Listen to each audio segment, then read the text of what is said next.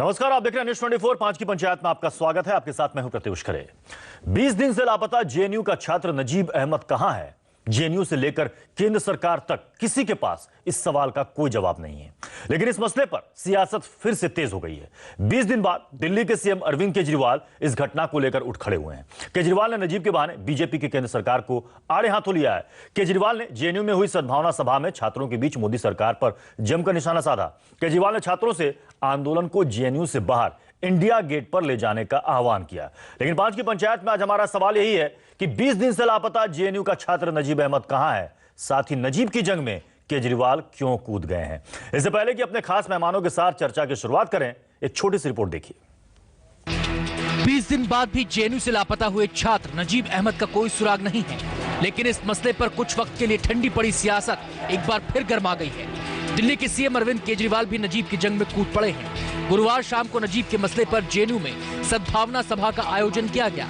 इस सभा में अरविंद केजरीवाल के साथ कांग्रेस के नेता शशि थरूर भी पहुंचे। इस दौरान केजरीवाल ने नजीब के बहाने केंद्र की बीजेपी सरकार पर जमकर निशाना साधा।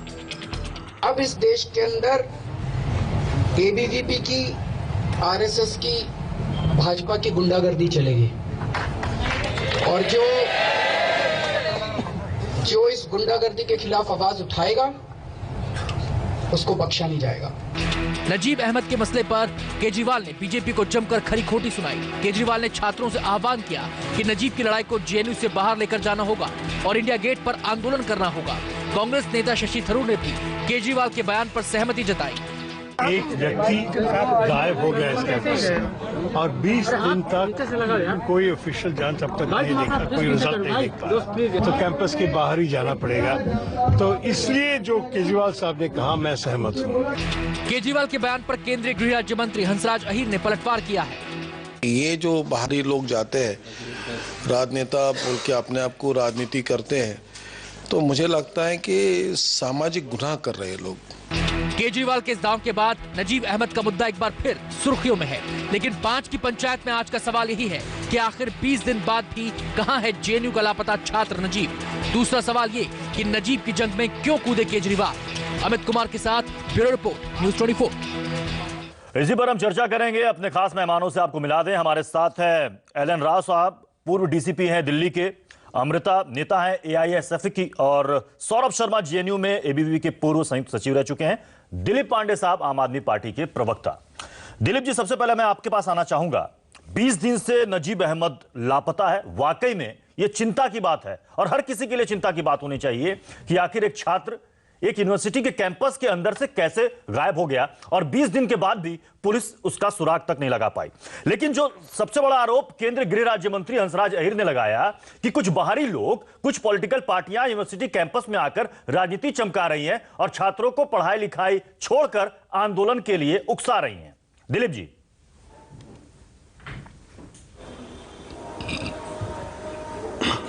देखिए, हंसराज जी ने जो आरोप लगाया, मुझे लगता है इस प्रकार की बात करके वो अपने दोहरेपन को उजागर कर रहे हैं। मेरा तो कहना यह है कि यदि उनको, उनकी पार्टी को ये लगता है कि नजीब के गायब होने के पीछे अपोजिशन की पॉलिटिकल पार्टियां राजनीति कर सकती हैं, तो इस राजनीति को ना होने देने का अवसर उन्हीं के पास उपलब्ध है। नजीब को गायब हुए 20 दिन यदि हो गए हैं तो वो किसकी नाकामी है? उन्हीं के अधीन आने वाली पुलिस की नाकामी है।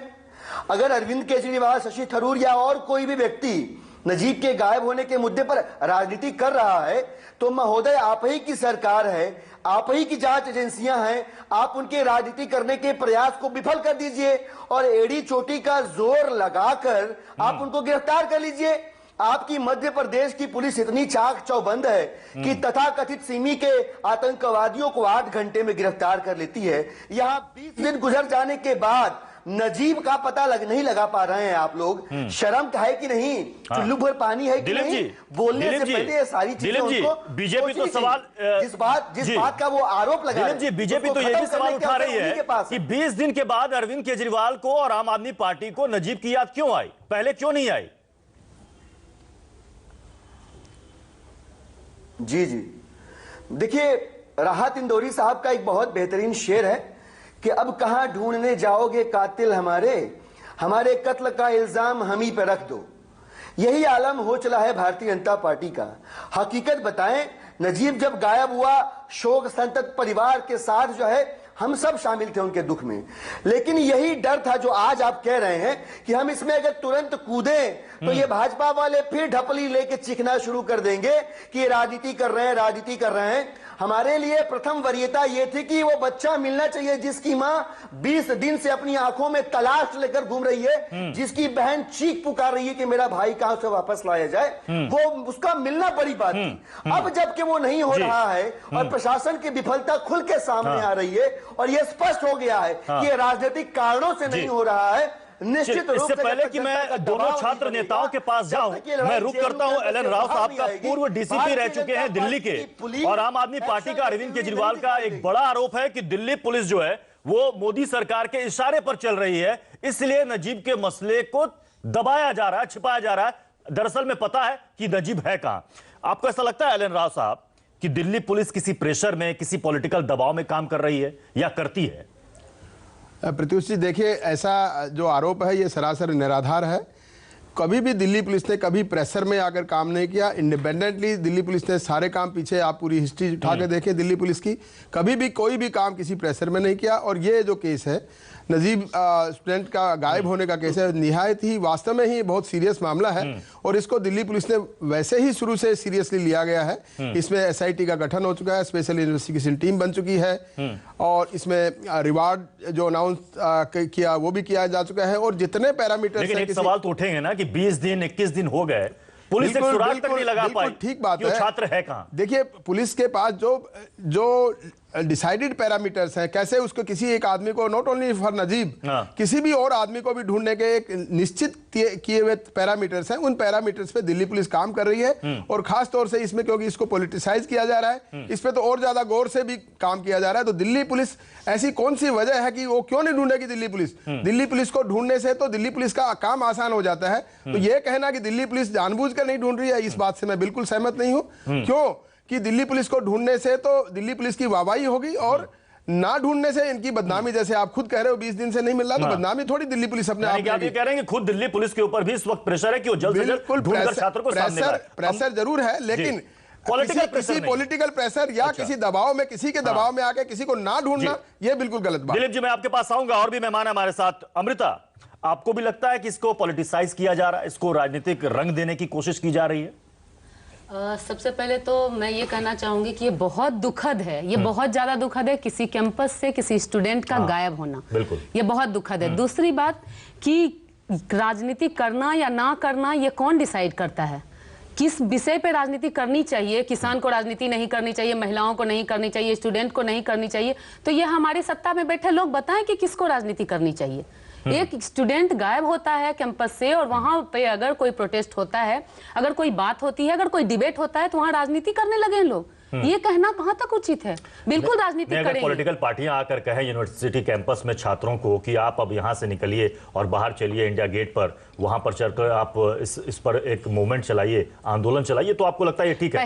पहली बात तो ये कि वो आज कह रहे हैं, जेएनयू के स्टूडेंट डे फर्स्ट से ही बाहर भी निकल रहे हैं और कैंपस के अंदर भी आंदोलन कर रहे हैं। अगर वो आज ये कह रहे हैं तो ये हम उनका स्वागत करते हैं अपने आंदोलन में। लेकिन इसका मतलब ये नहीं है कि हम आंदोलन को राजनीति से इस तरह से अलग करने की कोशिश करें कि राजनीति क्यों कर रहे हैं लोग। राजनीति बिल्कुल करेंगे, क्योंकि राजनीति का यह हिस्सा है। उसी रात एबीवीपी के लोग आके बोलते हैं कि इसको हम मार डालेंगे और सुबह से वो गायब होता है। ये क्या दर्शाता है? क्या ये राजनीति का पार्ट पुलिस जो अभी तक जांच कर रही है उस पर आप लोगों को यकीन नहीं है? अभी तक हम लोगों ने दिल्ली पुलिस पे भरोसा बनाए हुए है। अच्छा, अभी तक बना हुआ है, लेकिन सवाल तो खड़ा होता है। सवाल तो बिल्कुल खड़ा होता है कि जिस जेएनयू कैंपस से ये हमारे जो दिल्ली पुलिस है या हमारे जो सरकार में बैठे लोग जो एमएलए हैं, वो सिगरेट के पैकेट और सिगरेट का जो वो होता है वो ढूंढ लेते हैं, कंडोम ढूंढ लेते हैं। उसको एक बच्चा जो गायब हुआ है वो उनको दिखाई नहीं दे रहा है, वो उनको नहीं मिल रहा है। ये सवाल खड़ा करता है उनकी नीयत पे कि वो ढूंढना चाहते हैं या नहीं ढूंढना चाहते। सौरभ शर्मा,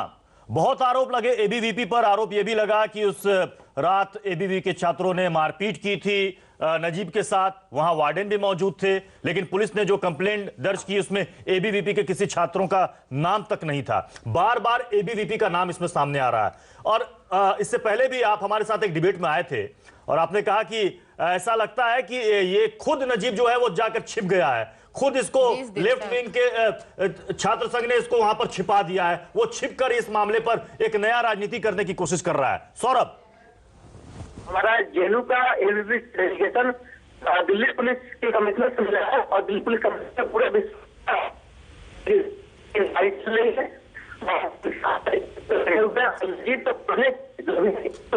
सौरभ आपकी आवाज साफ नहीं आ पा रही है।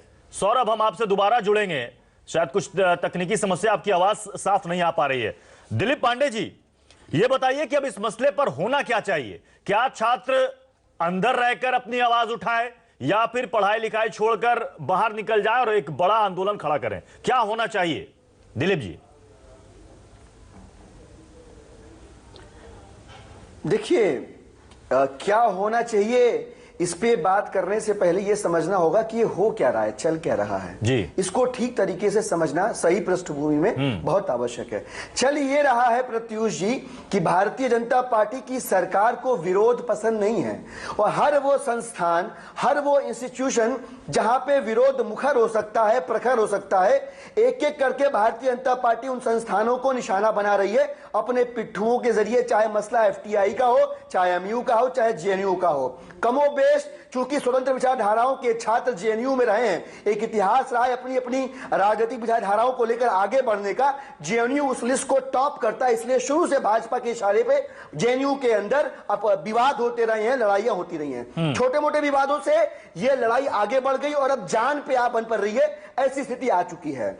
एबीवीपी का अगर इसमें इंटरवेंशन नहीं होता, आप लिख लीजिए, इसमें नजीब को अब तक पकड़ा जा चुका होता। दिल्ली की पुलिस की काबिलियत पे मुझे भी शक नहीं है। आपने अपनी बातचीत के दौरान कहा कि वो किसी के इशारे पे काम करती है, ये उनकी मजबूरी है। वो रिपोर्ट ही करते हैं राजनाथ सिंह जी को, वो रिपोर्ट करते हैं मोदी जी को, तो उनके इशारे पे नहीं काम करेंगे तो हमारे आपके इशारे पे काम करेंगे?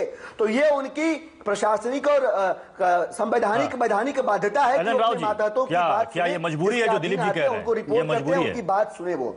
दूसरी बात यह कि जो डिसाइडेड पैरामीटर की डीसीपी साहब एक डिसाइडेड पैरामीटर की बात कर रहे थे, मुझे लगता है कि यहां पे थोड़ी सी गड़बड़ी है। मैं डीसीपी साहब की हर बात से एग्री करते हुए उनको थोड़ा सा करेक्ट करूंगा। जिस छात्र समूह के साथ नजीब का विवाद हुआ, एक बार भी उनका जिक्र नहीं एफआईआर में होता है, उनके खिलाफ कुछ नहीं कहा जाता है, उनसे पूछताछ नहीं होती है। तो ये जो नेचुरल इन्वेस्टिगेशन प्रोसेस है उसी को नहीं फॉलो किया जा रहा है। तो इस बात पे कैसे विश्वास बने कि जांच की प्रक्रिया जो अब तक चलाई गई है वो ठीक चलाई गई है? अब दरगाहों में ढूंढेंगे, पुलिस स्टेशन में ढूंढेंगे। मजबूरी की बात की ना, जिसने धमकी दी कि हम तुमको जान से मार देंगे, उससे पूछताछ नहीं करेंगे। आपने मजबूरी की बात की कि दिल्ली पुलिस की ये मजबूरी है। एलन राव साहब से पूछ लेते हैं। एलन राव साहब, ऐसा है क्या? ऐसा घबरा रहे हैं दिलीप जी, ये बात समझ लीजिए। पहले सबसे पहली बात तो यह है कि दिल्ली पुलिस ने कभी भी कोई मजबूरी में काम नहीं किया है। दिल्ली पुलिस, जैसा मैंने पहले कहा है कि इंडिपेंडेंटली अपने तरीके से बहुत ही सक्षम एक भारतीय पुलिस है और ये कभी भी ऐसा किसी प्रेशर में आगे काम करने वाले नहीं है। ये बिल्कुल आधारहीन जो एलिगेशंस हैं कि एबीपी के कहने पर, या क्यों कहेंगे एबीपी के कहने पर क्यों काम करेंगे? अरे भाई, हमें ढूंढना है तो ढूंढ के उसको एकदम सामने लाएंगे ना। चलिए, हमारे साथ सौरभ भी हमारे साथ जुड़ चुके हैं। राजनाथ सिंह जी के कहने पर दिलीप जी मैं आऊंगा, फिर आऊंगा आपके पास।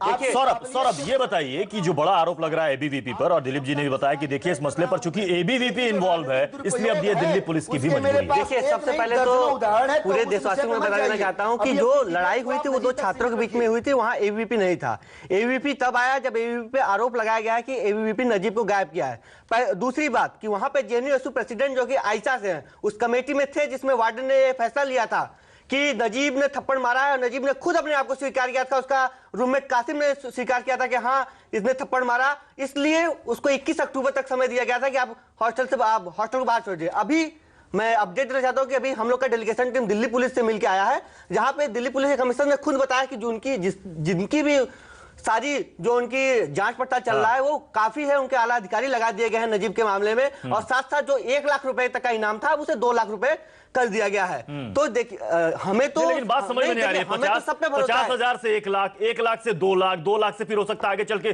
3 लाख 10 लाख हो जाए।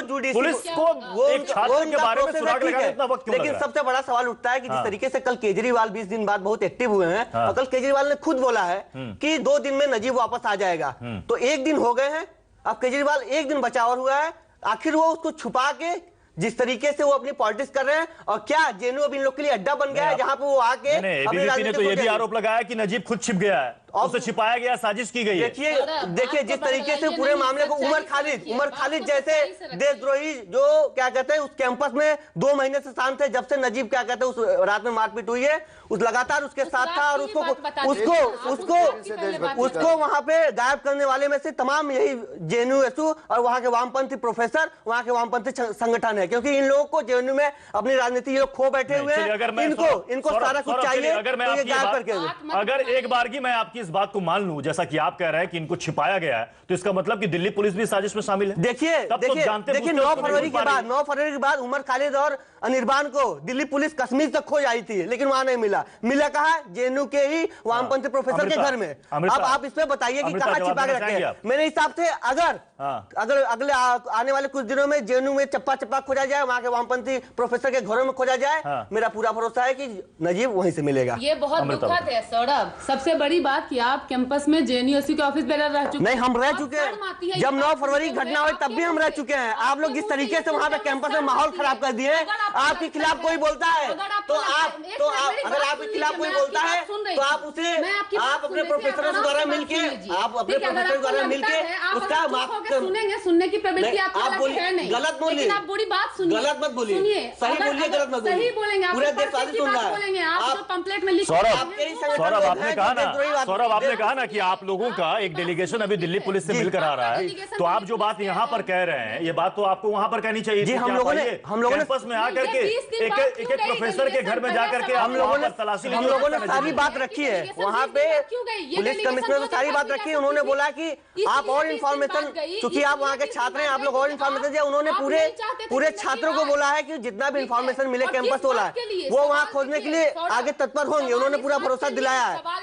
जितना इम्पोर्टेंट नजीब की मां के लिए उतना इम्पोर्टेंट हम लोग के लिए भी है कि नजीब कैंपस में सही सलामत आए। लेकिन जिस तरीके से केजरीवाल जी और कांग्रेस के तमाम दिग्गज नेता कैंपस में आके पूरे प्रोत्साहित किए हैं, मुझे पूरा भरोसा है कि केजरीवाल इस समय पता है कि नजीब कहाँ है, और जेएनयू एसयू अब अपंग हो गई है। अब केजरीवाल जिस तरीके से बोल रहे हैं कि अब ये पूरा मामला इंडिया गेट ले जाया जाए, तो केजरीवाल जी अब जेएनयू एसयू के अध्यक्ष बन के पूरे समय की कमी है, हमें इस चर्चा को यहीं पर समाप्त करना पड़ेगा। लेकिन वाकई में ये एक गंभीर सवाल है कि जेएनयू कैंपस से एक छात्र लापता है, 20 दिन हो गए, लेकिन अभी तक उसके बारे में किसी को इसकी कोई जानकारी नहीं है, जबकि उसके बारे में पता लगाकर देने वालों को इनाम की जो राशि है वो 50,000 से बढ़ाकर 1 लाख, और जैसा कि अभी सौरभ ने हमें बताया कि अब 2 लाख रुपए कर दिया गया, लेकिन अभी तक उस छात्र के बारे में कोई जानकारी नहीं मिली। बहुत बहुत शुक्रिया आप सभी का हमारे साथ इस चर्चा में शामिल होने के लिए। इस वक्त एक बड़ी खबर आ रही है, मुंबई में बॉम्बे हाउस के बाहर मारपीट हुई है। साइरस मिस्त्री और टाटा विवाद के बाद टाटा ग्रुप के मुख्यालय के बाहर